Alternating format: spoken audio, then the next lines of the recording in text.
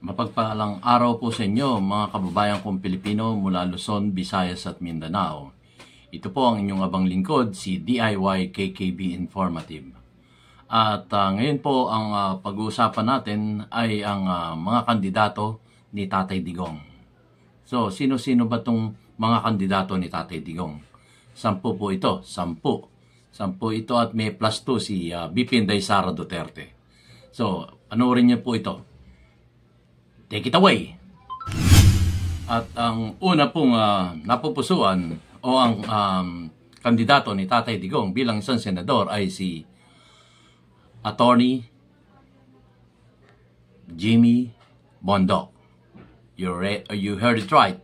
Attorney Jimmy Bondoc, numero 10 o number 10 sa inyong balota. Sino kasunod? Ito po. Take it away!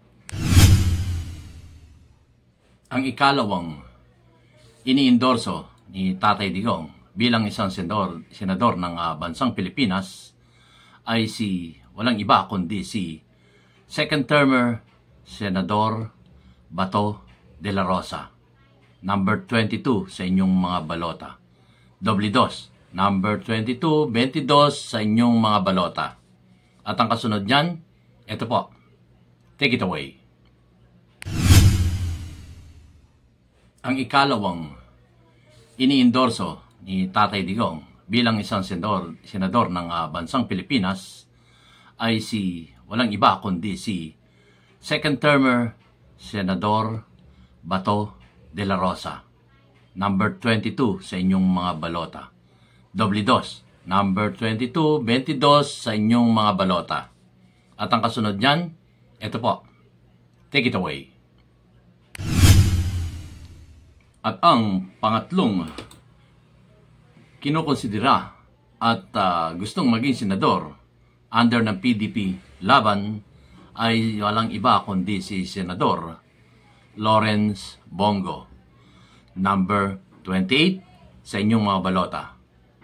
Yun po, si Senator Lawrence Bongo, pangatlong kandidato ni Tatay Digong. Ang pangapat, eto po. Take it away.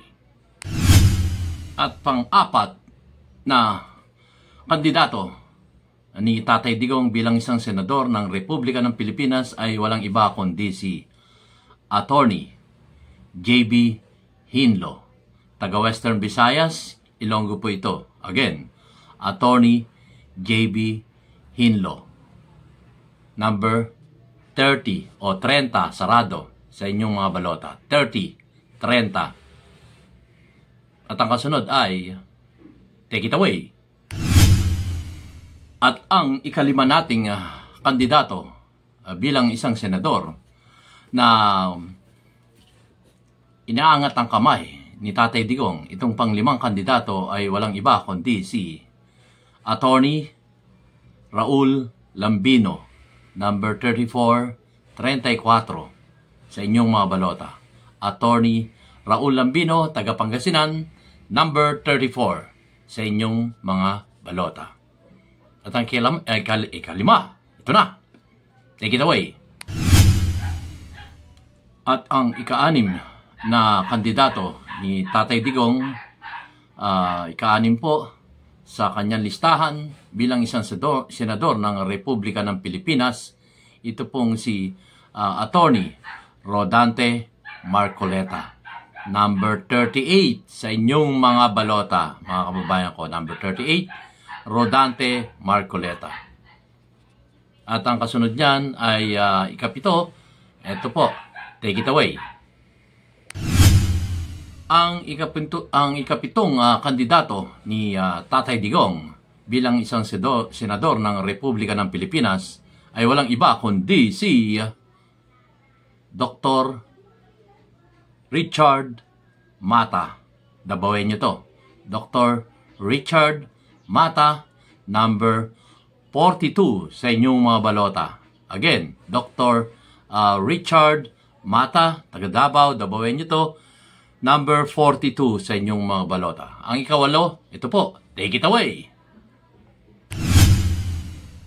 At ang ating ikawalong napupuso ang magiging senador sa nalalapit na eleksyon. Ikawalo ang ating at kaibigan ni Tatay Digong. Matalik na kaibigan ni Tatay Digong, walang iba kundi si Pastor Apollo C. Kibuloy, number 53 or 53, 53 sa inyong mga balota, mga kababayan ko. Kaibigan matalik ni Tatay Digong, walang iba kundi si Pastor Apollo C. Kibuloy, number 53 sa inyong mga balota. Ikasyam, sino ba yung ikasyam na yan? Take it away! At ang ating ikasyam na kandidato bilang senador, at ito ang naka-line up sa Duterte team. Ikasyam na kandidato, walang iba kundi si Attorney Vic Rodriguez, number 56 sa inyong mga balota. 56 sa inyong mga balota, number 56, Attorney Vic Rodriguez, ikasyam. At last but not the least, ay ikasampu na kandidato ni Tatay Digong para sa senador ng Republika ng Pilipinas ay walang iba kundi si, take it away. Last but not the least, mga kababayan ko, ikasampung kandidato ni Tatay Digong bilang isang senador ng bansang Pilipinas, Republika ng ating bansang Pilipinas. Walang iba kundi si Ginoong Philip Salvador, number 58 or 58 sa inyong balota. Ginoong Philip Salvador, 58, number 58 sa inyong mga balota. Yun po, mga kababayan ko, ang ating 10 kandidato pagka-senador sa nalalapit na eleksyon sa Mayo 12. So, suportahan natin si Tatay Digong.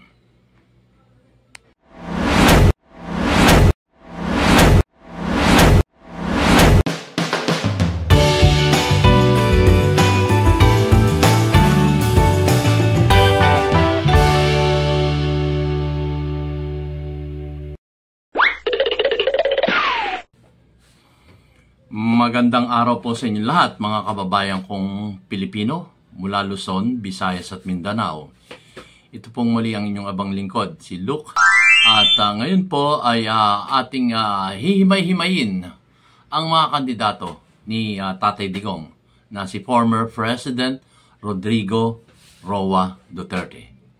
So hindi naman lingid sa inyong kaalaman na meron siyang 10 kandidato na gusto niyang ipwesto dyan sa Senado, no?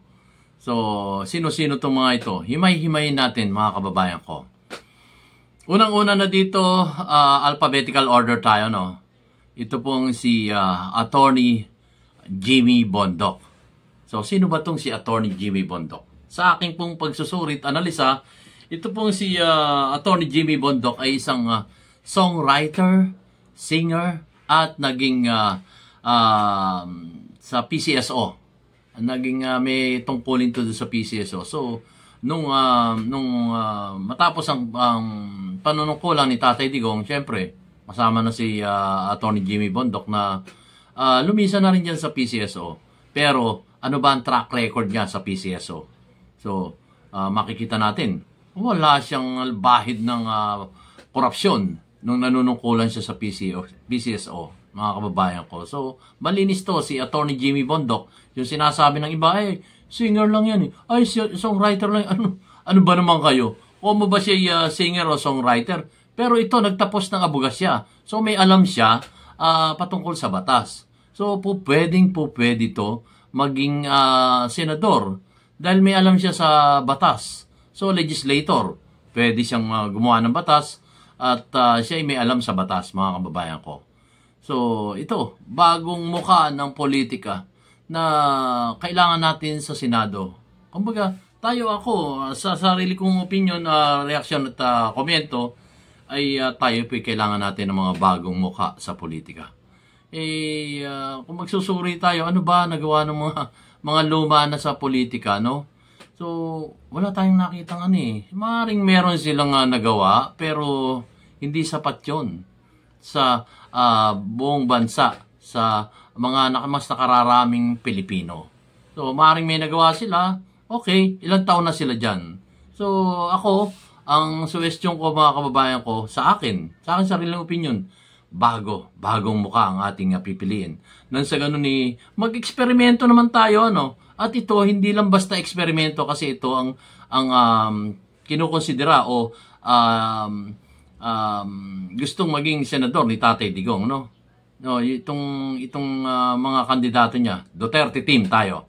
So, ngayon, yon ang unang kanyang napusuan ay si Attorney Jimmy Bondoc, no?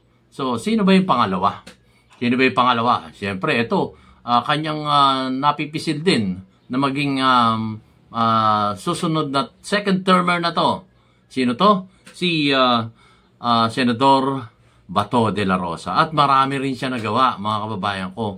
Wag na nating sabihin po, wala naman nagawa. Marami po. Magsuri po kayo. At ang isa pang bagay dito ay ito ay pinagkakatiwalaan ni Tatay Digong.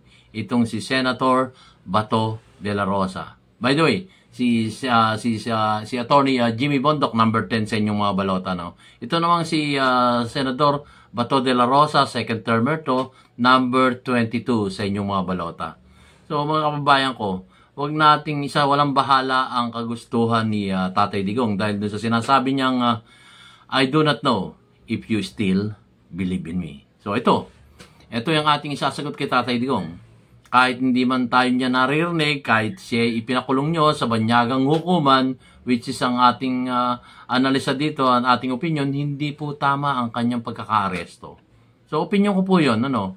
Meron naman tayong karapatang magbigay ng opinion, reaksyon at komento sa mga bagay na nangyayari sa ating bansang Pilipinas. So, ngayon, pagkatapos ni si Senador Bato de la Rosa, number 22 sa inyong mga balota, isunod na naman natin ang pangatlong kinukonsidera o ibig maging senador ni Tatay Digong. Siyempre, sunod tayo kay Tatay Digong dahil alam natin mapagkakatiwalaan si Tatay Digong. Hindi tayo bebenta ni Tatay Digong.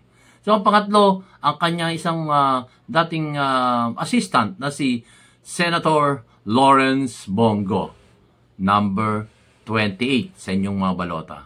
So, si Senator Bongo, alam naman natin ang track record niya simula pa nung nasa Davao, malasakit na ang kanyang ipinakikita. Kaya nga, nung siya na-posisyon as a senator, inuna niya ang maliit na mamayang Pilipino. Nagtayo na pinasa niya ang batas patungkol dito sa Malasakit Center.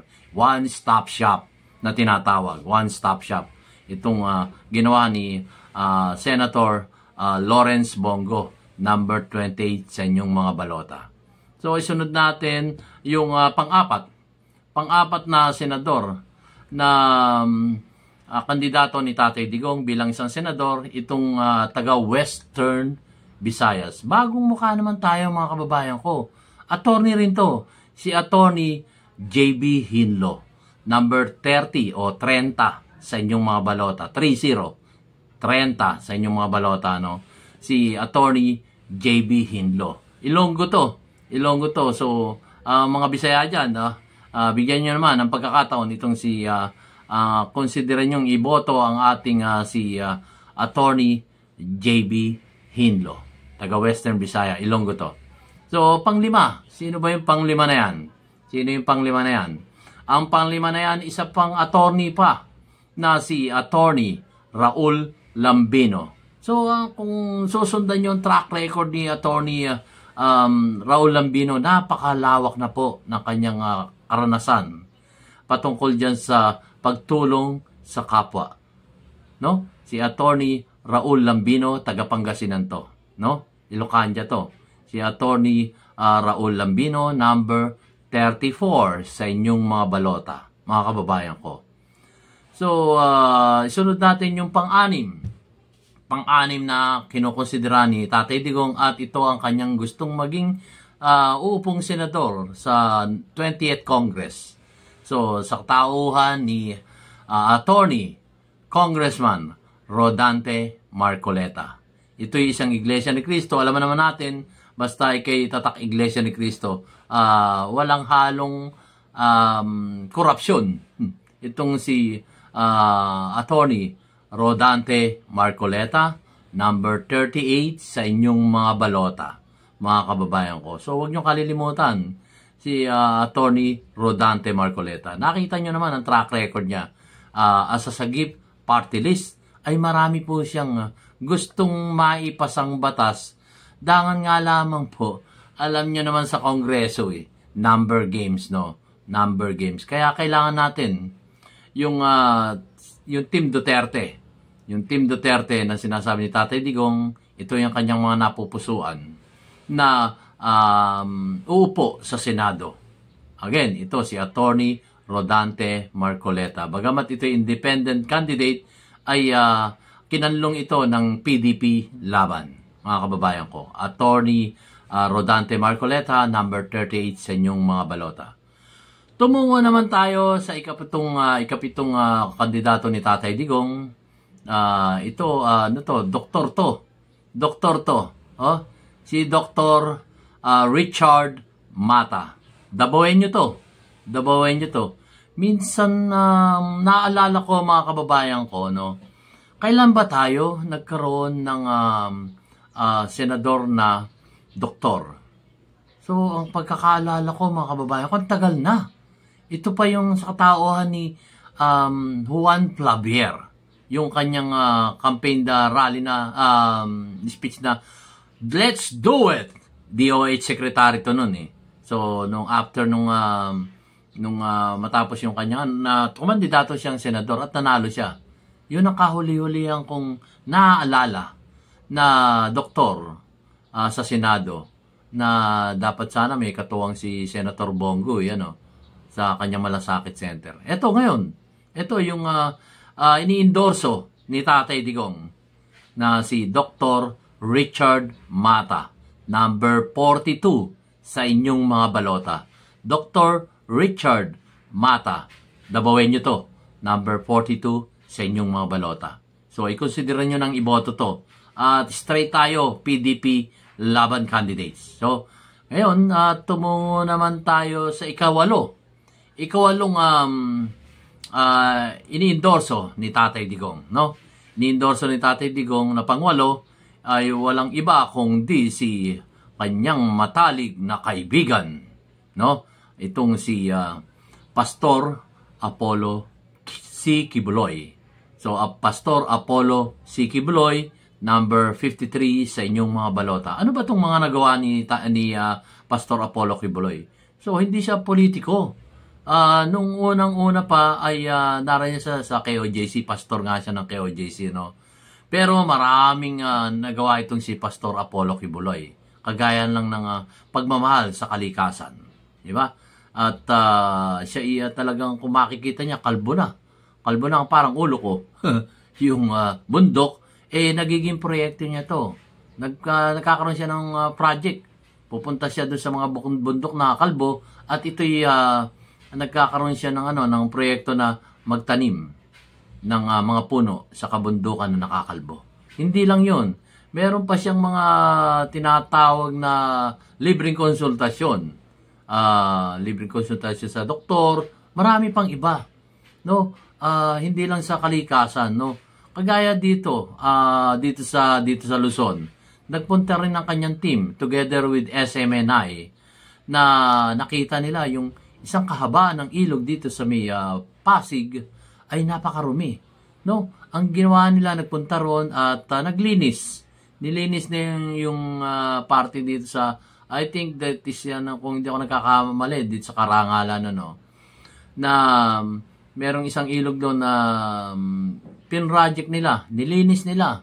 At binigyan nila ng mga seminar yung mga naron kung gaano kahalaga ang ating ilog. Huwag nating panatili yung marumi ang ating ilog dahil alam nyo naman ang ilog natin, yan ang daluyan ng tubig. Yung sinasabi natin mga waste, ganon, pero kailangan din malinis.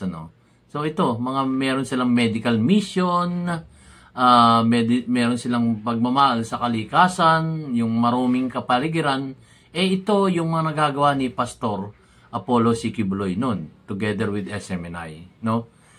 At huwag nyo rin kalilimutan, mga kababayan ko, nung panahon ni Tatay Digong. Diba?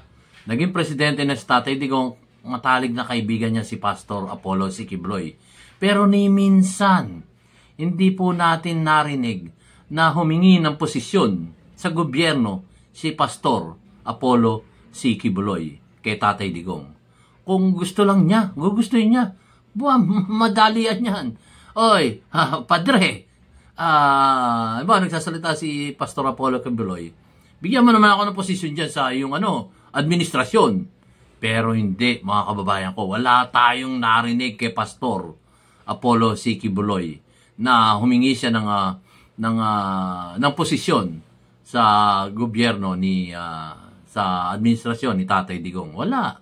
No? Ngayon lang siya lalapit sa inyo, mga kababayan ko. Si Pastor Apollo C. Quiboloy, number 53 sa inyong mga balota, ay kailangang naman natin, bigyan natin ng pagkakataong maglingkod sa taong bayan sa Republika ng Pilipinas si Pastor Apollo C. Quiboloy. No? Hindi siya power grabber. Di ba? Hindi siya power grabber. Kung noon pa gusto niya ng posisyon, doon pa lang nung presidente yung kanyang matalik na kaibigan na si Tatay Digong, si former President Rodrigo Roa Duterte, dapat noon pa kung talagang siya gusto niya ng power, yung kapangyarihan sa gobyerno, hindi. Ngayon, lumalapit siya sa atin para maging senador sa darating na halalan sa Mayo 12 upang nang sa ganun maipakita niya na ang pagmamahal niya sa buong Pilipinas ay matutupad niya. Ano yung mga kahilingan nyo ay makikita natin sa paglilingkod ni Pastor Apollo C. Quiboloy na kaibigan matalik ni Tatay Digong. Imagine niyo, hindi ito power grabber. Hindi ito matakaw sa kapangyarihan. No? Kaya lang gusto lang niya maipakita na hindi naman niya kahilingan to kay Tatay Digong, kundi kusang palo niya to na gusto niya maglingkod sa taong bayan sa Republika ng Pilipinas. No? So, ini-endorse din to ni Tatay Digong. So, ikawalo siya. Pastor Apollo C. Quiboloy, number 53 sa inyong mga balota. Isunod natin yung ikasyam. Sino pa itong ikasyam na to? Ikasyam, number 9 sa kanyang napupusuan, ini-endorso ni Tatay Digong. So, ikasyam na kandidato ni Tatay Digong, walang iba, kundi ang dating executive secretary ng administrasyong ito. So, bakit siya nag-resign? Nasa istorya niya yun. Na siya, sinasabi nga niya, nung 2016 pa, magkasama na sila. Nung di umano madaya si BBM noon bilang isang vice president. So, kasama niya ito. Sa hirap at ginhawa, kasama niya ito. Simula pa noong 2016. Hanggang sa manalo silang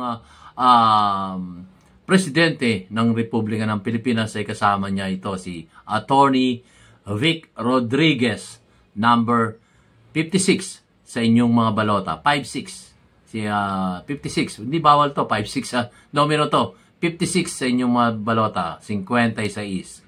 So, ano ang dahilan? Attorney Vic Rodriguez, kasi ayon sa kanyang salaysay, nakita niya, ano ba to? Parang iba-iba na nasusunod dito. Itong mga nakapalibot sa akin, ayon sa kanya, mga nakapalibot sa akin, hindi ko nakikita to nung kumakandidato tayo. Bilang isang presidente, sabi niya ganon. Hindi natin nakikita tong mga taong to. Iba yung kausap natin nun. Maliit na mamayang Pilipino. Pero ano nangyari? Bakit parang itong mga taong ito na hindi naman sumuporta sa kandidatura mo, siyang nasusunod ngayon? Yung kay Attorney Vic Rodriguez. Kaya nangyari, resign siya. Nag-resign siya. Tapos sabi nga niya, binibigyan siya ng isang posisyon, instead na executive secretary, parang ang gusto ilipat siya as a chief of staff ni BBM noon. Pero anong sabi niya? Hindi, gusto ko na lang bumalik sa private life ko bilang isang pangkaraniwang mamayang Pilipino. So, yun ang ginawa niya. Pero ngayon, nung magkausap sila ni Tatay Digong, sinabi nga niya ni Tatay Digong, kung gusto magsisenador ka ba? Hindi raw. Pero kung makumbinsi kita, sabi ni Tatay Digong, sabihan mo lang ako. Upang na sa ganun gusto kitang maging senador, sabi ni Tatay Digong. So, yung ikasyam na yan, si Attorney Vic Rodriguez, number 56 sa inyong mga balota, nagdesisyon na, sige, nakakandidato na ako as an independent candidate, no?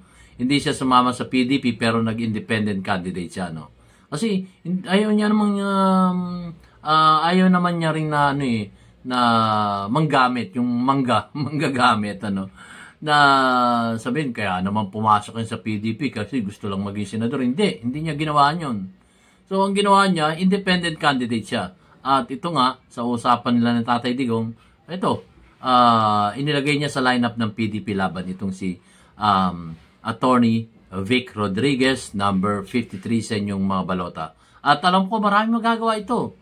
Walang halong bahid corruption to, si Attorney Vic Rodriguez. Alam naman natin yan. Walang bahid ng korupsyon.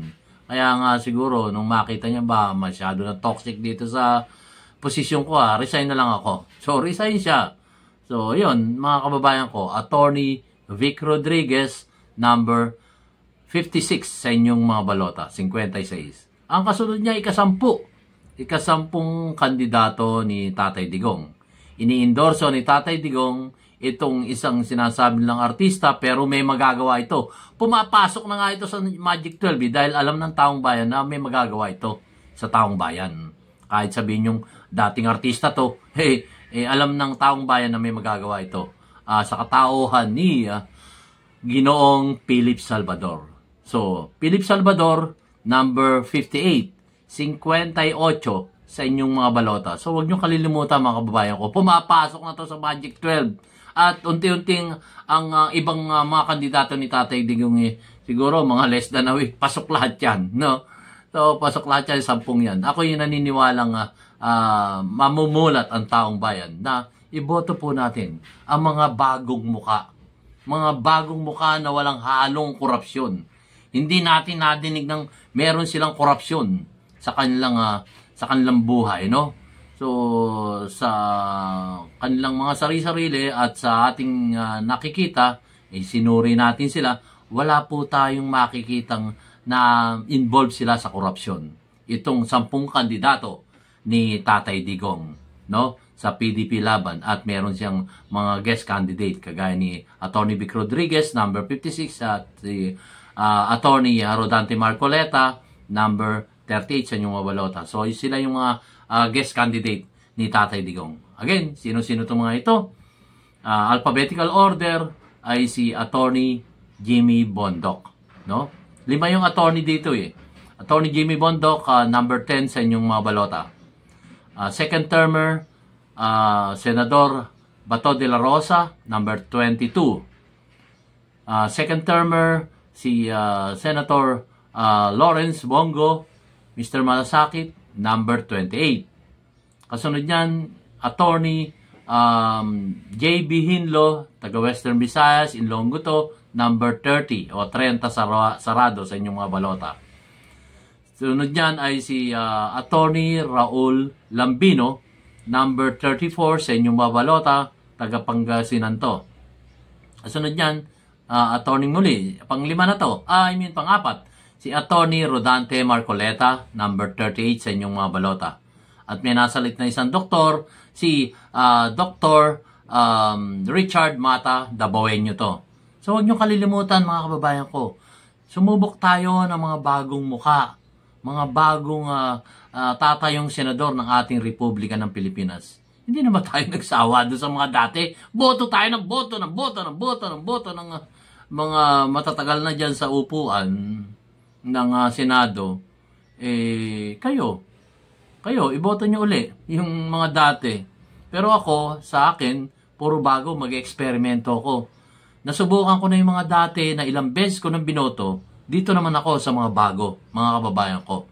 Kagaya nga nitong nabanggit ko at mga kandidato ni Tatay Digong, after nito, si Dr. Mata, tagal na nating walang doktor sa Senado. So, sabihin nyo, legislation to. Oo, bakit? Di ba? Sa kaalaman niya sa medisina, at ito'y doktor nga, so meron itong magagawa. May magagawa to sa Senado. Kailangan natin ng doktor sa Senado. Mga kababayan ko, nakikiusap tayo na ipasok natin sa Senado para maglingkod sa taong bayan. Itong si Dr. Richard Mata ng Davao. Taga Davao to. So, napupusuan dito ni Tatay Digong. So, kung ako sa inyo, magpapasok ako ng isang senador na doktor upang nang sa ganun may makatuwang si Senator Bongo para maglingkod sa mga may sakit nating mga kababayan Pilipino. No? So, kagaya nga nun, panoorin nyo at na-vlog ko na to yung plataforma niya patungkol dyan sa medisina, doktor, laboratory at iba't iba pa. Nauunahin niya to para sa taong bayan. Na kagaya ng PhilHealth, kung nariyan lang siya nun, sino ba ang nakita nyong humarang na wag nyong kunin yung 89.9 billion pesos dyan sa PhilHealth? Meron ba? Meron bang nag-object? Wala naman ako nakikita na nag-object no mga kababayan ko. Wala akong nakita nag-object. Kasi nga sabi nila, ang daming pondo ng PhilHealth. Meron pa nga sila reserve fund. Tapos kaya namin tatanggalin to kasi hindi nila nagagamit. Yun sinasabi natin na mga kababayan ko. Kung narito lang si Dr. Richard Mata, baka siya yung unang mag-object dyan. No?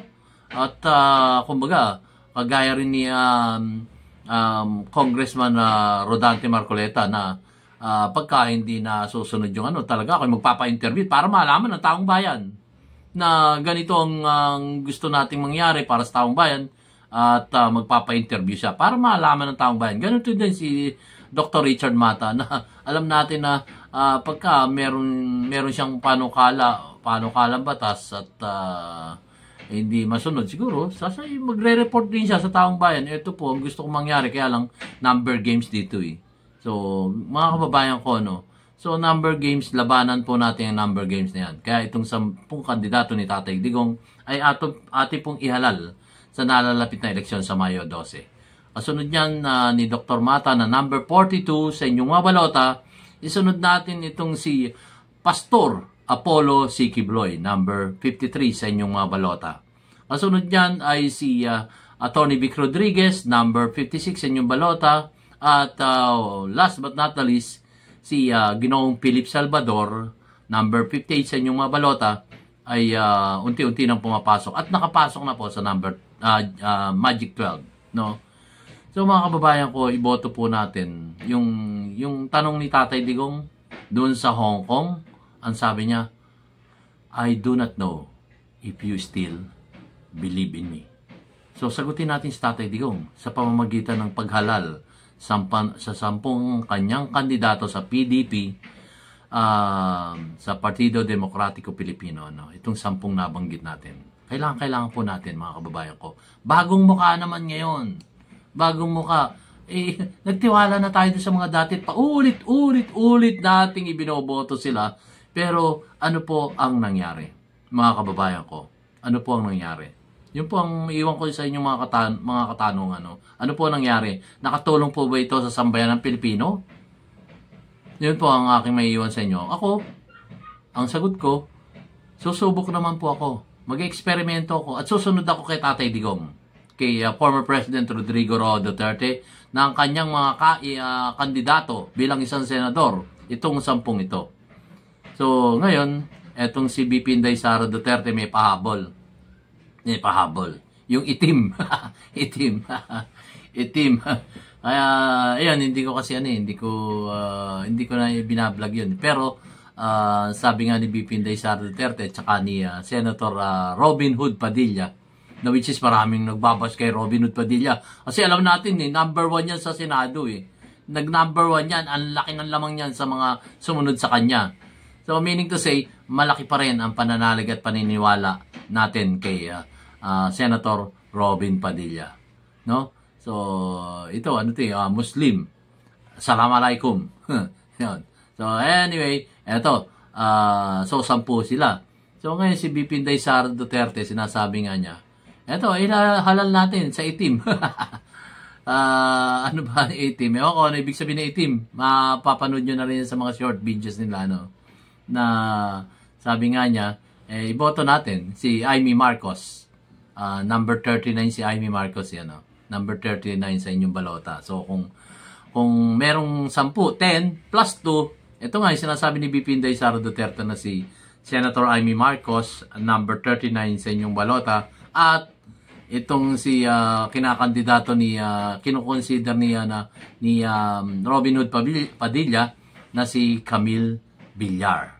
So kumpleto na 10 plus 2. So kayo na yung bahalang doon sa dalawa.